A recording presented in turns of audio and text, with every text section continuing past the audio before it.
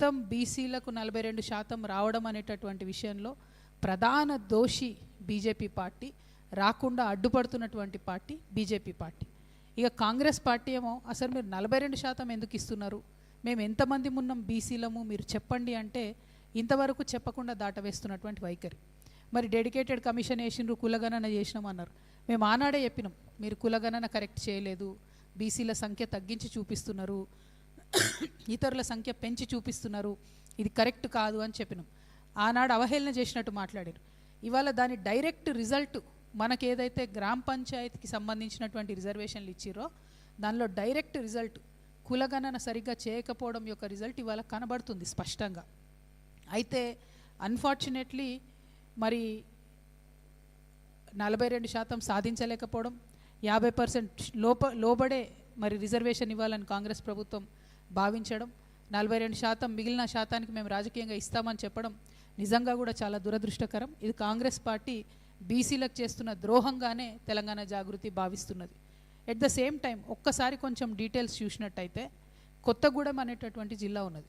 కొత్తగూడెం అనేటటువంటి జిల్లా ఏజెన్సీ ప్రాంతంలో ఎక్కువ ఉంటుంది. కేవలం అందులో 25 సర్పంచ్లు, 25 పంచాయతీలు మాత్రమే నాన్ షెడ్యూల్ ఏరియాలో ఉంటాయి. సో కొత్తగూడెంకి ఇదివరకు 2019లో రిజర్వేషన్లు ఇచ్చినప్పుడు కూడా ఒక బీసీకి కూడా రిజర్వేషన్ రాలే, 0% బీసీ రిజర్వేషన్. ఇప్పుడు కూడా 0% బీసీ రిజర్వేషన్.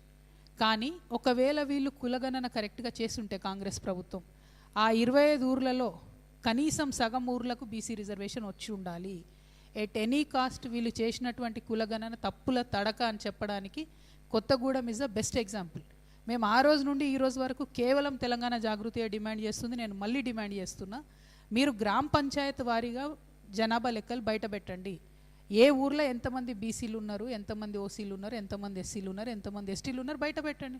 అప్పుడు ఆ ఊర్లో ఎక్కువ మంది బీసీలు ఉంటే బీసీలకి ఇవ్వండి, లేకపోతే లేదు. మీరు ఒక్కొక్క జిల్లా వారీగా మేము స్టడీ చేస్తున్నాం నిన్నటి నుండి డేటాను. కొత్తగూడెం జిల్లాలో 0% 2019లో వచ్చింది, ఇప్పుడు కూడా వచ్చింది. కానీ ఏదైతే 25 గ్రామాలు ఉన్నాయో మీరు కనుక కులగన్న కరెక్ట్ చేసి ఉంటే సగం బీసీలు వచ్చి ఉండాలి, కానీ ఇంతవరకు రాలేదు. అంటే అర్థమైంది మేము ఏదైతే అప్పుడు తప్పని చెప్పినామో అది ఇవాళ ప్రూవ్ అవుతుంది. At the same time Mahabubabad జిల్లా అంతకుముందు 22 బీసీ రిజర్వేషన్లు వచ్చినాయి. అంటే అప్పుడు ఉన్నటువంటి అంతకుముందు గ్రామ పంచాయతీలు పెరగలేదు ఎస్టీలై కాబట్టి 22 అంటే 9% రిజర్వేషన్ అప్పుడు ఇచ్చిరు. ఇప్పుడు ఏం చేసింది కాంగ్రెస్ ప్రభుత్వం, పెరిగినటువంటి గ్రామ పంచాయతీల తర్వాత 19 గ్రామ పంచాయతీలు మహబూబాద్లో బీసీలకు రిజర్వేషన్ వచ్చింది. అంటే 9% ఉన్నది 4% పడిపోయింది, 4%కి పడిపోయింది. మేము ఏదైతే మీరు బీసీల సంఖ్య తగ్గించి చూపించని చెప్పినో దానికి మీకు మహబూబాద్ జిల్లా ఉదాహరణ కనబడుతున్నది.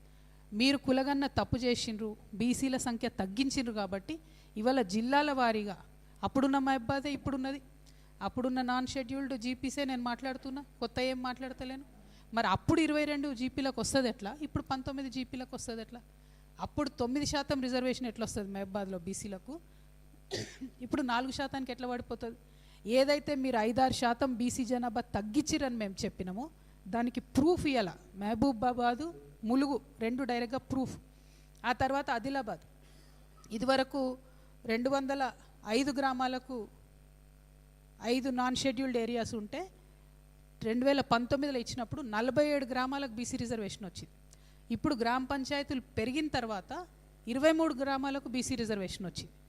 అంటే డ్రాస్టిక్గా ఒక 20 గ్రామాలను తగ్గించారంటే సగానికి సగం మీరు పాపులేషను అక్కడ తప్పుదోవ పట్టిస్తూ ఉన్నారు.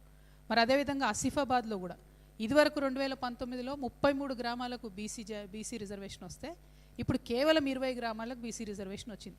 ఇప్పుడు ఆసిఫాబాద్ అయినా ఆదిలాబాద్ అయినా హెవీగా ఏజెన్సీ ఉండే ప్రాంతాలే. అయినప్పటికీ ఎట్లా తగ్గుతాయి జీపీలు? మీరు కులగన్న వేసిండ్రు ప్రత్యేకించి, ఎట్లా తగ్గుతుంది? సో మేము ఆనాడు ఏదేదైతే ఆరోపణలు చేసినామో అవన్నీ నిజమని నిరూపించే విధంగా ఇవాళ మీరు ఇచ్చినటువంటి డేటా ఉంది. కాబట్టి నేను మళ్ళీ డిమాండ్ చేస్తూ ఉన్నా, మీరు చేస్తున్న పద్ధతి సరైనది కాదు. ఇప్పుడు ఏదైతే మీరు రిజర్వేషన్ ఇచ్చిండ్రో మొత్తం గ్రామ పంచాయతీలు 12,735 గ్రామ పంచాయతీలకు ఎన్నికలు ఉంటే అందులో ఏజెన్సీ గ్రామ పంచాయతీలు పక్కన పెడితే 10,223 గ్రామ పంచాయతీలలో కేవలం మీరు 2,176 అంటే 21% మాత్రమే బీసీలకు రిజర్వేషన్ మీరు ఇవ్వడం జరిగింది. 12,000తో లెక్క కడితే 17%లా కనబడుతుంది. కానీ వాస్తవంగా ఏజెన్సీ ఉన్న ప్రాంతాలను మనం ప్రస్తుతం డిస్టర్బ్ చేయలేం కాబట్టి 10,223కు లెక్క కడితే 21.29% మాత్రమే ఇప్పుడు కాంగ్రెస్ ప్రభుత్వం ఇచ్చిన బీసీ రిజర్వేషన్. యాక్చువల్గా రావాల్సింది దీనికి డబుల్. వాళ్ళు చెప్పిన 42% చూసినా కూడా 2,176 కాదు, ఇంకొక 2,117 గ్రామాలకు రిజర్వేషన్ రావాలి. మీరు తప్పు చేసిండ్రు, ప్రభుత్వాన్ని, ప్రజల్ని, మొత్తం అందరినీ, భారతదేశాన్ని కూడా తప్పుదో పట్టిస్తున్నారు. కేవలం మీరు రాహుల్ గాంధీ గారు వాడుకోవడానికి మీరు ఈ ప్రయత్నం చేసిరు తప్పితే తెలంగాణ ప్రజల మీద, తెలంగాణ బీసీల మీద చిత్తశుద్ధితో కాదన్న విషయం మరొక మారు తెలుస్తూ ఉన్నది. అట్లనే మీరు